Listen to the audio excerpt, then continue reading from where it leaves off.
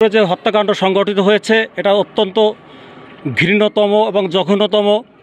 বিগত ফ্যাসিস্ট সরকার আমলেও এরকমই হতো, তারই কেমন যেন নজির হিসেবে আজকে এই তুহিন আমাদের সহকর্মীকে হত্যা করা হয়েছে।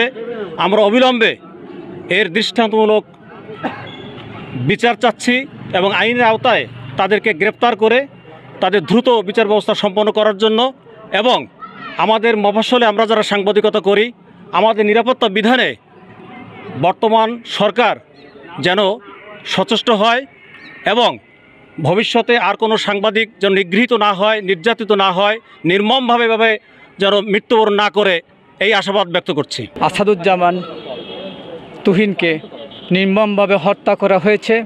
আমরা এই প্রতিবাদের জন্য আমরা একত্রিত হয়েছে কচুয়া উপজেলার সাংবাদিক যোদ্ধারা।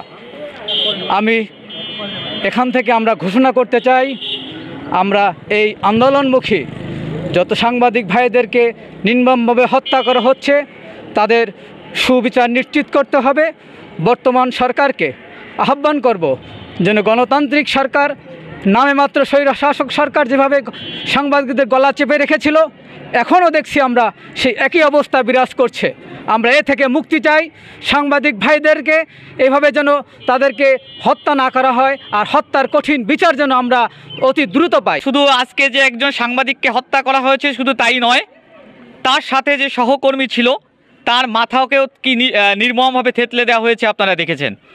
আর এই সাংবাদিক নির্যাতন শুধুমাত্র আজকে একদিন হচ্ছে না, এটি ধারাবাহিকভাবে চলছে। আমি আজও আমাদের খবরের যে আমরা দিকে নজর দিয়েছিলাম, দেশে আজকেও একজন সাংবাদিককে শ্বাসরুদ্ধ করে হত্যা করা হয়েছে। প্রতিনিয়ত বাংলাদেশের সাংবাদিকদের উপর নির্যাতনের স্টিম রোলার চলেছে। আমরা ইতিপূর্বেও বিভিন্ন মানববন্ধন সহ বিভিন্ন কর্মসূচিতে এটি স্পষ্ট করেছি। আজকেও আমরা স্পষ্ট করে বলতে চাই, বাংলাদেশে যে সকল সাংবাদিকদের উপর নিপীড়ন নির্যাতন চালানো হচ্ছে এবং হত্যা করে অপরাধীরা পার পেয়ে যাচ্ছে, এই পার পাওয়ার যে সংস্কৃতি এটিকে আসলে পরিহার করতে হবে।